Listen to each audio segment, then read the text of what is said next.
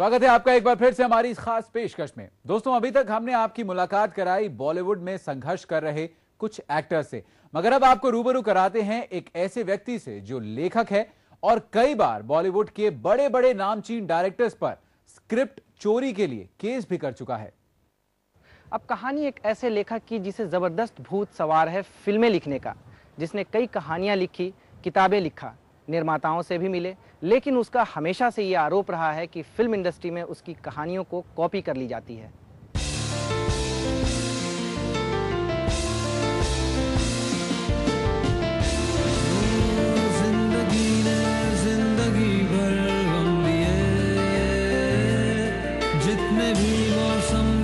Film का एक और अहम हिस्सा लेखक, फिर चाहे जावेद अख्तर हो या सलीम खान, गुलजार हो या फिर अब्बास टायरवाला, ये भी लोगों को प्रेरणा देते हैं लेखक बनने के लिए। और यही वजह है कि हरी किशोर धनानिया ने भी सपना देखा फिल्में लिखने का, और जिसके लिए ये सालों से स्ट्रगल कर रहे हैं।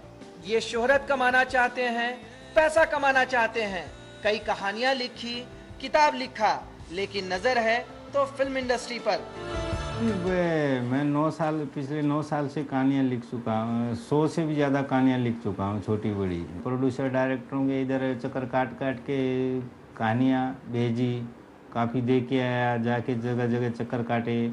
बाद में कहानी लेने के बाद में मिलते ही नहीं है, फ़ोन पे, बंगले पे, घर पे, कहीं पे फ़ोन करते रहो, ढूंढते रहो, बाद में मिलते ही नहीं है। और कहानी कॉपीराइट होने के बाद भी, रजिस्ट्रेशन होने के बाद भी कोई फ़ायदा नहीं है। बड़े लोगों का हाथ हमेशा ऊपर रहता है, छोटा लेखक, छोटे लोग नीचे ही। जिंदगी ने जिंदगी भर गम दिए, जितने भी मौसम दिए सब नम दिए। जिंदगी ने जिंदगी भर गम दिए।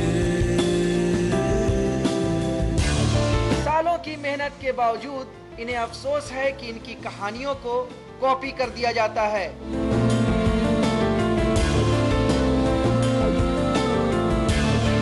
इनके दावे सिर्फ छोटी फिल्मों पर ही नहीं, बल्कि बड़ी बड़ी फिल्मों पर रहे हैं, और शायद ये फिल्म इंडस्ट्री के पहले और अकेले ऐसे शख्स होंगे जिन्होंने कहानियों की कॉपी को लेकर कई बार अदालत और राइटर एसोसिएशन का दरवाजा खटखटाया। फिल्म राइटर एसोसिएशन में 2-3 बार मीटिंग किया, 2-3 बार टाइम दिया, वो आगे की डेट दे देते हैं। फिल्म राइटर एसोसिएशन में डेट पे डेट देते, तब तक फिल्म रिलीज हो जाती है। रिलीज होने के बाद कुछ मिलता नहीं है। बड़े लोग हैं, इनका कोई कुछ कर नहीं सकता। अपने भी पेश आए हमसे अजनबी, वक्त की साजिश कोई समझा नहीं। जंबो तो इसकी लेटेस्ट मिसाल है। जंबो ये 80% मेरी बुक पर बनाई गई है। जहाँ जहाँ जो है सब सेम पकड़ा है, 70-80% सेम। वक्त की साजिश कोई समझा नहीं, कुछ खताएं हमसे हो गई। इससे पहले ऋतिक रोशन की ग्रिश और निर्माता करण जौहर की काल पर भी ये कॉपी करने का आरोप लगा चुके हैं। मैंने काल फिल्म को, क्रिश फिल्म को, जंबो को बॉम्बे हाई कोर्ट में लीगल नोटिस दिया है, लेकिन उसका कुछ नोटिस देने के बाद में कुछ फ़ायदा नहीं हुआ मेरे को। जिंदगी ने जिंदगी भर गम दिए, जितने भी मौसम दिए सब नम दिए। लेकिन कहते हैं बड़ी मछली कभी छोटी मछली को पनपने नहीं देती। हरी किशोर के साथ भी यही हुआ। कहानियों की कॉपी को लेकर प्रोड्यूसर्स के पास नोटिस क्या भेजी, फोन कॉल्स के जरिए धमकियों का सिलसिला ही शुरू हो गया।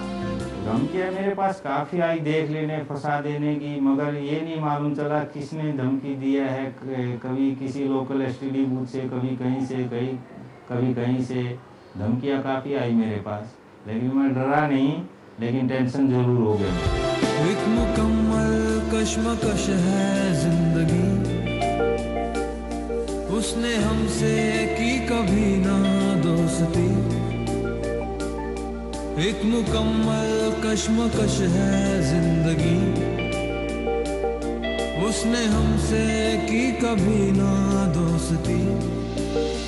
दरअसल सालों से हरिकिशोर न सिर्फ कहानियां लिख रहे हैं, आंखों में सपना सजाए हुए हैं, बल्कि लगातार कोशिश भी कर रहे हैं। प्रोड्यूसर से मिलते हैं, अपनी कहानियां उनके पास भेजते हैं, लेकिन इनके पास बचता है तो सिर्फ आरोप नाम का अल्फाज। अब कमाल की बात है कि इनका फिल्मी भूत अब भी इन पर पूरी तरह से पकड़ बनाए हुए है। जितने भी मौसम दिए सब नम दिए।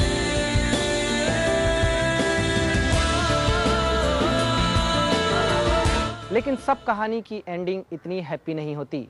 कला के क्षेत्र में मेहनत करने के बजाय शुरू हो जाती है रोजी रोटी के लिए भागदौड़। तकदीर ईद के चांद की तरह कभी कभार ही नजर आती है, लेकिन इन सब के बीच में नहीं छोड़ता बॉलीवुड का भूत। फिलहाल हमारी इस खास पेशकश में बस इतना ही, लेकिन देश और दुनिया की ताजा तरीन खबरों के लिए आप बने रहिए P7 न्यूज के साथ। नमस्कार।